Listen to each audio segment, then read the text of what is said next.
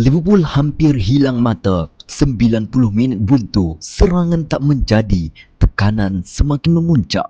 Kemudian, masuk seorang remaja 17 tahun.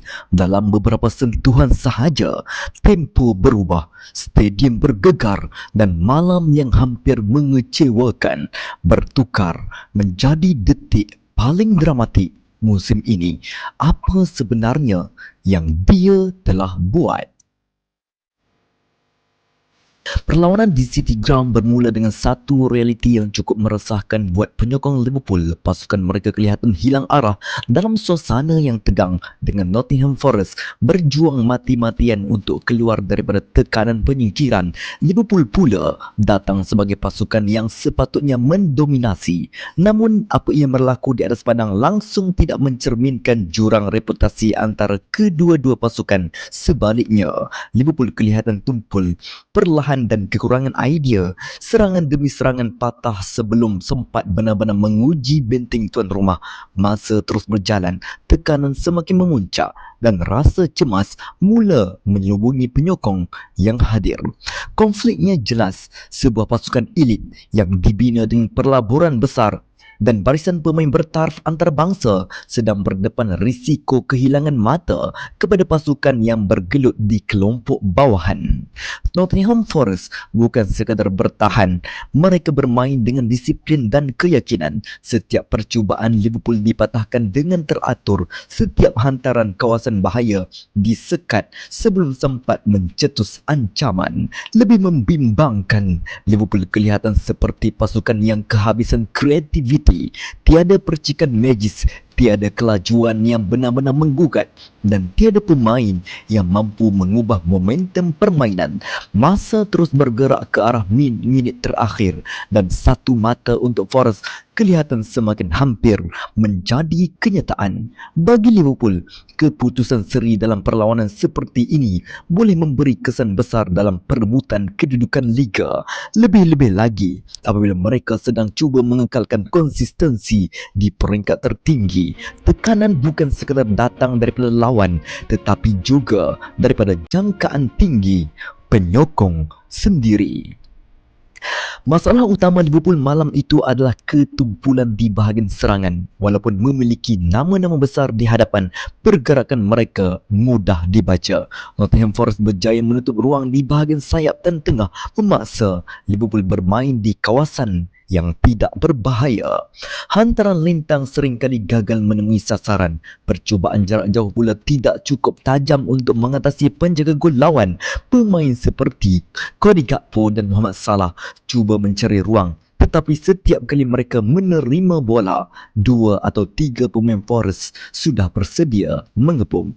Rentak permainan Liverpool juga terlalu perlahan. Bola digerakkan tanpa urgensi. Transisi daripada bertahan ke menyerang tidak cukup pantas untuk mengejutkan lawan. Nottingham Forest selesa bertahan dalam blok rendah dan Liverpool gagal mencari cara untuk memecahkannya. Situasi ini mencerminkan isu yang lebih besar apabila plan A tidak menjadi. Siapa yang mampu mencipta plan B? Dalam banyak perlawanan, Liverpool bergantung kepada momen individu untuk membuka kebuntuan. Namun malam itu, momen tersebut seakan-akan tidak wujud. Kehadiran satu keputusan yang mengubah segalanya pada minit ke-77, Arne Slot membuat pertukaran yang mungkin kelihatan berisiko, memasukkan pemain muda 17 tahun, Rio Mumoha. Sebelum ini, Mumoha jarang diberikan peluang awal dalam perlawanan Liga Perdana. Kebiasaannya dia hanya masuk ketika masa hampir tamat. Tetapi kali ini, walaupun lewat, kehadirannya membawa tenaga berbeza. Sejurus menerima sentuhan pertama, jelas ada sesuatu yang berubah. Dia tidak bermain dengan beban reputasi. Dia tidak teragak-agak. Larian pertamanya sahaja sudah memaksa pertahanan Forest berundur. Dia mencabar 1 lawan 1, sesuatu yang jarang dilakukan oleh pemain Liverpool sepanjang perlawanan itu. Keberaniannya memberi isyarat jelas. Dia datang bukan sekadar untuk melengkapkan minit, tetapi untuk mencipta impak. Dengan kemasukan Mumoha, tempo permainan meningkat secara mendadak. Liverpool mula bermain lebih langsung. Bola dihantar lebih cepat ke kawasan sayap. Setiap kali Ngumoha menerima bola, ada elemen ketidakpastian yang memaksa pertahanan Forest berubah posisi. Dia berlari dengan keyakinan, menggunakan kelajuan dan kelincahan untuk mencipta ruang. Pertahanan yang sebelum ini selesa mula kelam kabut. Pergerakan tanpa bola rakan sepasukan juga meningkat kerana mereka percaya sesuatu boleh berlaku setiap kali Ngumoha menguasai bola. Minit ke-89 menjadi detik hampir mencetuskan sejarah. Ngumoha melakukan gerakan di sayap sebelum menghantar bola berbahaya ke dalam kotak penalti. Ia mencetuskan situasi kelam kabut. Percubaan terhasil, bola melantun, jaringan berlaku sebelum dibatalkan kerana keputusan VAR. Namun walaupun jaringan itu tidak dikira, mesejnya jelas.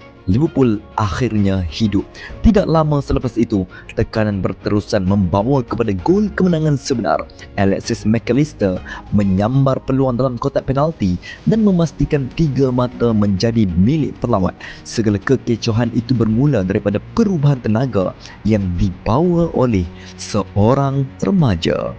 Perlawanan ini mungkin akan dikenang bukan sekadar kerana gol lewat, tetapi kerana ia menandakan detik penting dalam perkembangan seorang pemain muda.